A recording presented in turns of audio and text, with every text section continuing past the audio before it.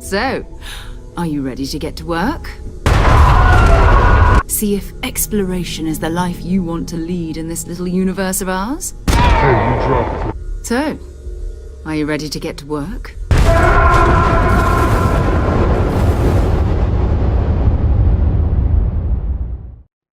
Pain beyond pain. That's how Voldemort described his body being destroyed. And that's exactly how I feel about this challenge. Can you beat Starfield without taking any damage?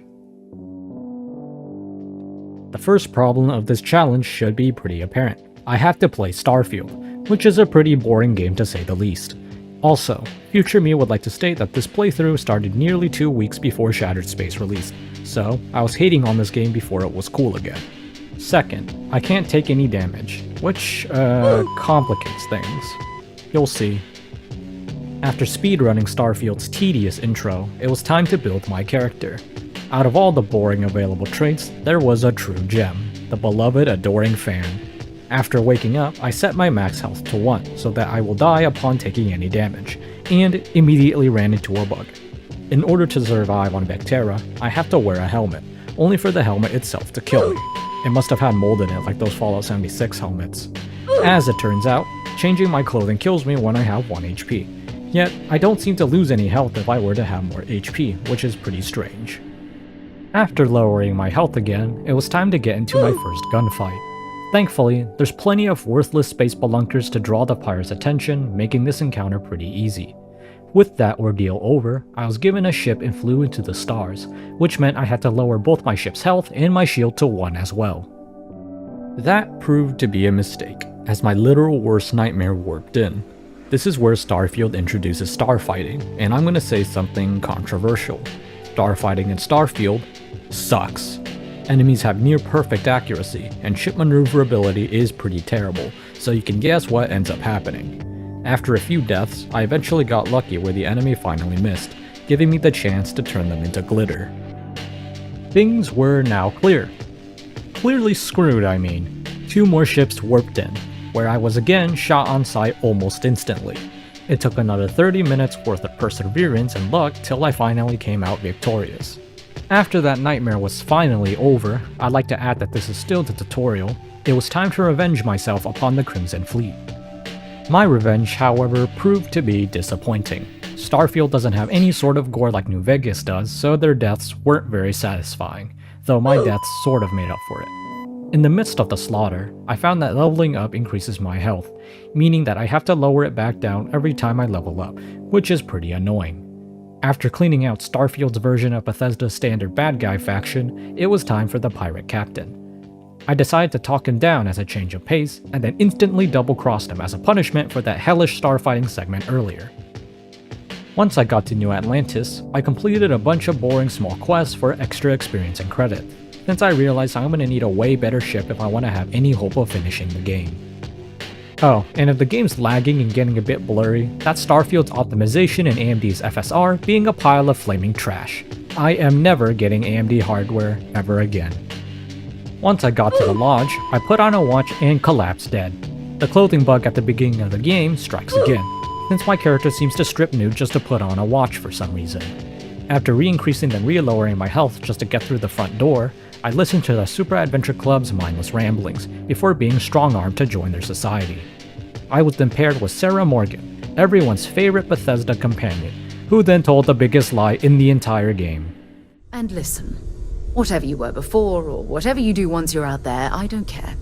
So long as you don't bring UC security to our doorstep. Every member of Constellation is their own conscience. Understood? If you know, you know. I proceeded to scam someone of their diamond ring, only for the real diamond himself to arrive. By Vectera, by Vectera, by Vectera! I can't believe it! Is it you? Is it really, really you? Captain of the frontier, bane of the fleet, Constellation's shining star of stars. My beloved adoring fan was finally here, and I knew right then and there that he was to be part of my crew. After that, I proceeded with the main story and was off to track down an artifact. While tracking the artifact, I was faced with 3 House Faroon starships, but was given the option of sneaking past them. With how miserable my last starfight went, I chose the slow, boring route and snuck past them. Next stop was the space station, and if you're wondering, you cannot destroy the space station despite it having a health bar. Nothing makes me happier than not allowing me to do what I want in the game that I bought. While going through the motions with some more generic goons, I found a slate that gives the location to the Mantis' hideout, which is Starfield's Batman, which also means a free ship if I can survive all of the horrible death traps. I pushed Sarah into the line of fire, as getting into a one-on-one gunfight is a death sentence, and afterwards it was time for more starfighting, which was strangely easy. After grabbing the artifact, it was time to pillage the Mantis' lair, though not before recruiting the Adoring fan to come with me. I should have known that a free ship would not come easy, as the moment I landed, I was immediately killed. After ripping through the spacers with some coerced assistance from the Adoring fan, who was laying down some serious firepower by the way, it was puzzle time, which I quickly got tired of and googled the answer to. Once I entered the Mantis cave, I nabbed the Mantis suit, which is quite useless for this playthrough, and found the infinitely more useful Razor Leaf, the Mantis' signature ship. I briefly paid a visit to Aquila City just to negotiate with some bank robbers and to pawn off the Mantis suit. Afterwards, I traveled to Baby's First Cyberpunk, otherwise known as Neon. There, I bought some Blend, a drink that gives super speed because of the copious amounts of meth in it, and decided to work for Yannick, the inventor of Blend. Our operation went pretty swimmingly, though it was a slog to get through due to everyone in Neon spouting the most pathetic tough guy posturing dialogue that you'd expect to hear in a cartoon, and soon, we were busted by Benjamin Bayou, who's pretty much Neon's kingpin. I decided right then and there to assassinate Bayou so Yannick and I can seize control of Neon together, but Bethesda really doesn't want their generic supervillain to die. Yannick submitted to giving Bayou a 20% cut, and for this act of gross betrayal, Yannick must die. Except he can't. Yeah, this random merchant is for some reason essential. This game sucks. As I was fuming at a bench, a random NPC looked like they were about to sell me NFTs or win Brahmin or something else useless. Disgusted with how not cyberpunk Neon is, I thought it was time to continue with the main questline. I had to be partnered with Sam Coe, which meant I had to part ways with my beloved Adoring fan. Alright, let's catch up when you return. I can't imagine it'll be more than a minute or two. Truly a tragedy to eclipse Starfield's and Shattered Space's launch. Sam and I tracked the artifact to a cave which was surrounded by the Shaw gang. After grabbing the artifact, I was confronted by Shaw herself, who has the least intimidating name for a gang boss I have ever heard. I threatened her to let me pass, but before I could, we were attacked by the Ashta, who gave me the perfect opportunity to double-cross both Shaw and her minions. With that bloodbath over with, it was time to locate Constellation member Andrasia and the much more relevant artifact. Blah blah blah, I blasted some nobodies, got blasted myself, and got another artifact, who really cares? Following up on another artifact, I met up with Andrasia, everyone's favorite Starfield waifu, and fought more dime a dozen buffoons to get the thingy. Truly innovative gameplay. After those series of quests, I tried to reunite with my Adoring fan, but with my current crew giving good bonuses and having no room, I sadly had to leave him for the time being. Continuing the main story, I traveled to some temples where I had to endure the most annoying minigame of all time. Don't worry, you'll only have to play it hundreds of more times. I'm not exaggerating.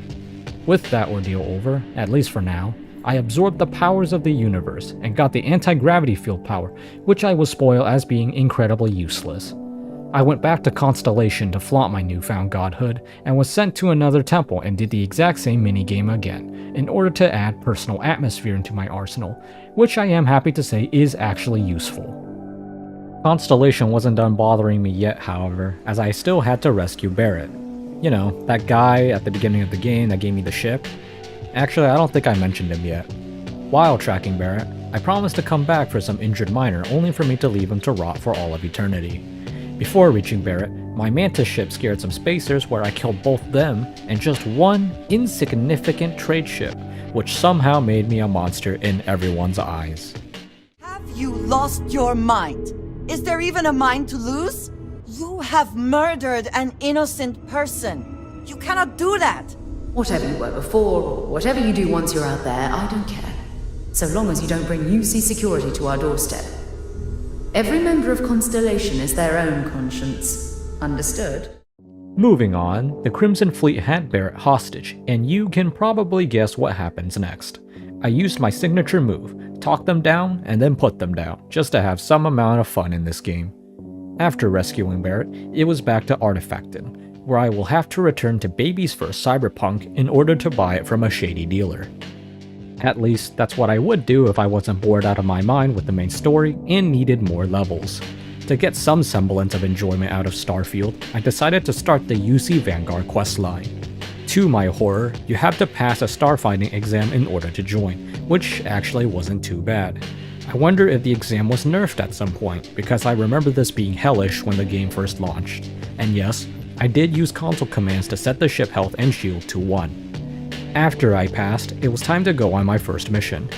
Preston Garvey here told me to help some settlers with their cons unit, who were all thankfully dead before I got there.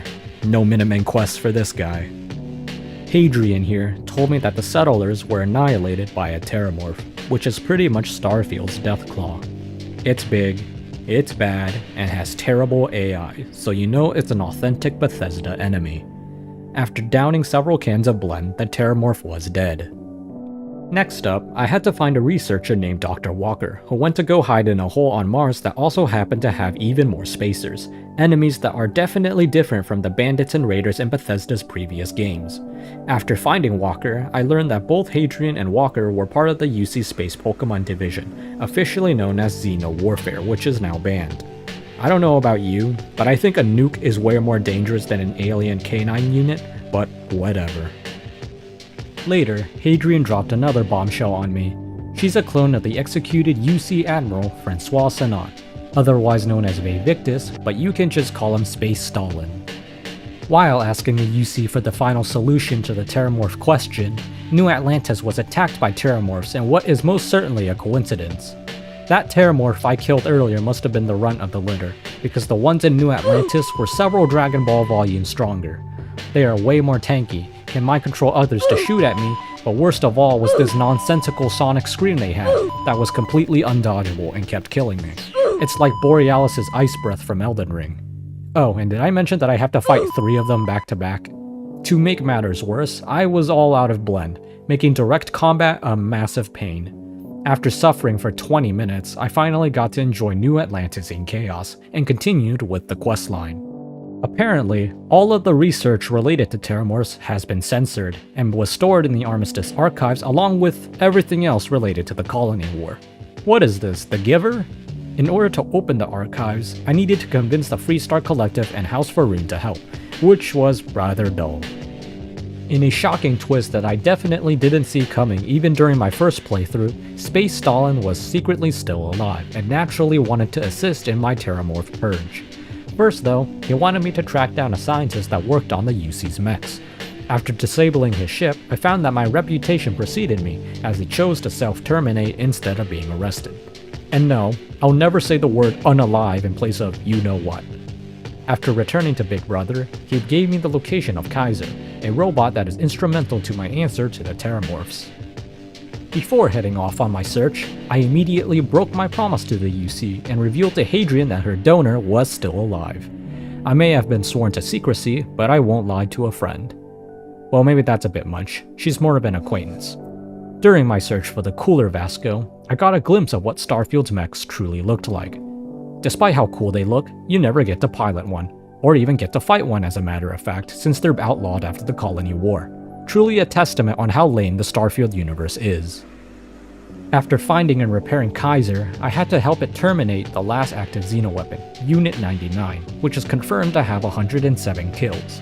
Again, I think any modern weapon surpasses that with ease, but let's ban creating meanie aliens instead.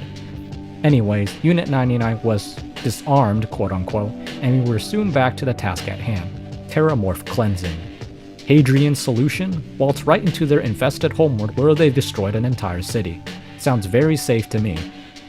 On Londinian, I was given what is likely to be the coolest spacesuit in the entire game, and then went Terramorph hunting. The Terramorphs themselves aren't too difficult, with the most challenging aspect being that they are as tanky as Elden Ring's Rykard, Lord of Blasphemy. While purging the freaks of nature, we find out that heat leeches, essentially space cockroaches, are actually pre-evolved terramorphs, which is pretty damn cool. It's like Magikarp evolving into Gyarados. It turned out that we aren't the first to discover that though, as Space Stalin had found that out before bombing Londinian back to the Ice Age. After killing the mother of all terramorphs, we were nearly done with the UC Vanguard questline. Space Stalin admitted everything, that he had secretly staged the Terramorph attacks on the settlers in New Atlantis in order to get me to instigate the Terramorph Purge, and that by helping me, he is also instrumental in the extermination of Terramorphs, and thus making us heroes in the UC's eyes.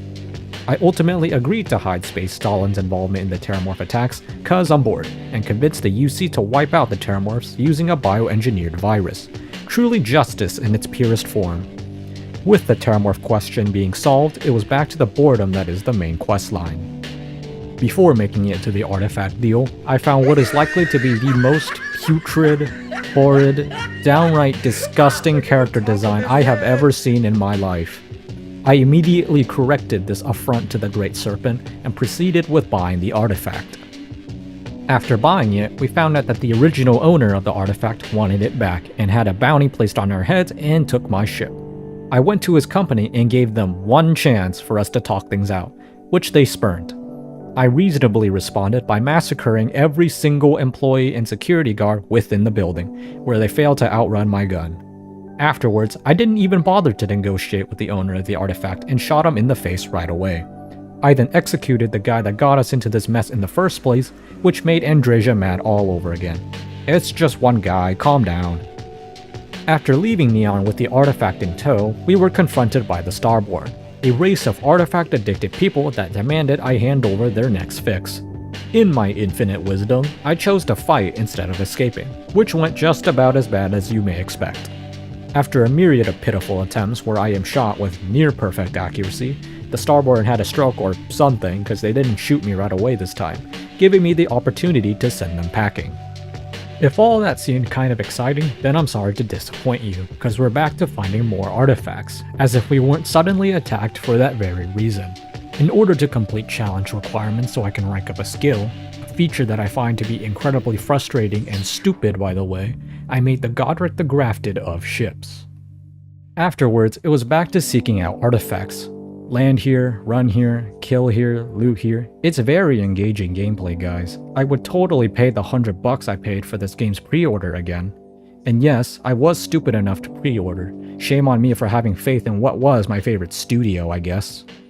With that purgatory over, I took Sam as a companion for no particular reason, and then proceeded to blow a fortune in almost an hour of my life, turning the Razor Leaf from a sold by Bing Chiling ship into a sold by Amazon ship. I'm Chinese, guys, it's not that big of a deal. My ship, however, was still not that good, so I suffered through starfighting purgatory in order to fulfill the challenge requirement. Whoever came up with this challenge garbage in order for me to rank up a skill needs to be fired. No one wants to fight 30 ships. After witnessing my death more times than I can count, I finally ranked up my piloting skill, which turned out to be a total waste of time and sanity, as the stats of the unlocked parts were only minor upgrades. Exhausted, it was again time for the main story, where you guessed it, I have to retrieve another artifact. This time, we had to steal it from some collector, which ended up with me liberating both the artifact and his brains for good measure. Back at the lodge, Constellation was attacked by the Hunter, a Starborn who didn't want to do all of these artifact retrieval quests and waited so he can take all of my artifacts in one fell swoop. Smart. I was given a choice. Let Andreja die, or stay here and protect the lodge. With the choice being as clear as choosing Karlach over Shadowheart, I talked to Sam one last time and rescued Andreja. Back at the lodge, Cora got her Starborn origin story, but more importantly, I had to escape off-planet with all of the artifacts. Eventually, I tracked down the Hunter and another Starborn called the Emissary. The Emissary revealed himself to be an alternate Sam, and the Hunter was some old guy. They also revealed that when the artifacts were united, they create a portal to the Unity, which is essentially a gateway to the multiverse. As cool as that may sound, I will assure you that Bethesda found a way to make it very boring. They sent me to what remains of NASA on Earth, where Earth is a boring, empty wasteland like 99% of this game's planets. This game is so goddamn lame. Within NASA, it was revealed that the grav drives were derived from the artifacts, and that they deleted the atmosphere and destroyed Earth. Anyways, I nabbed the artifact and chose to run instead of fighting the 10 Starborn guys that spawned. Outside, I chose to side with the Hunter over the Emissary since he's the cooler of the two. The Hunter had a favor to ask though: assassinate his alternate counterpart in this universe. I tried to, but this boomer is pretty quick on the draw, so I had to convince him to hide instead. Afterwards, it was again back to finding you-know-what. Before finding the next artifact, I restocked on my much beloved blend, and inadvertently skipped Sam's funeral. I didn't care much for him anyways. I was taken on a spooky parallel universe adventure where I had to flip between fighting robots and scary bugs. I finally got another one of these artifacts, but guess what? It's almost over. It was finally time for the part I dreaded for the whole game, the final star fight with the Emissary and his friends. It was looking more hopeless than you could possibly imagine, but that's when the game finally pitied me. Upon loading a save, I am sometimes slingshotted in a random direction through a glitch, and I use this bug to get myself into a position that won't lead to my immediate demise, and with help from the Hunter, we won what I thought was going to be an impossible star fight. Unfortunately, the game realized it didn't like me anymore, because fighting through the Starborn was pretty miserable. It wasn't too horrible, but still pretty bad, until I got to the one before the Emissary, who was able to create clones that not only were stupidly tanky, but were able to spawn right next to you. After 30 minutes spent on killing this one Starborn, it was finally time to confront the Emissary. Fighting him was definitely not an option, so I was forced to smooth talk not Sam. After getting the Emissaries and the Hunter's artifacts, I retrieved the final artifact, finally concluding the universe's worst Easter egg hunt. I could have entered the Unity right then and there, but there was a stop I had to make. Your Eminence? Right behind you, hero! With the adoring fan finally by my side once more, we entered the Unity together and finally reached the end of the game. I didn't collect all those artifacts for nothing, so I chose to transcend this reality and be reborn as Starborn in another. And by entering the multiverse, I had finally beaten Starfield without taking any damage. That challenge was an absolute nightmare to go through. This playthrough was nearly 40 hours long, which was way more than I was expecting. I hadn't played Starfield for almost a year, and man, I forgot just how much worse this game was compared to every other Bethesda game. The no damage aspect really didn't help either, but that's enough complaining for now. On a more positive note, my previous challenge run got over 1,000 views, which is over 1,000 more than many of my other videos, so thank you very much for that. If you're a subscriber or a returning viewer, I would like to give a big thank you for watching this video. Of course, I would also like to thank any new viewers who somehow found this video as well. I hope you stick around to see what other challenges I'll do next. I hope you enjoyed watching and that you all have a nice day. Bye!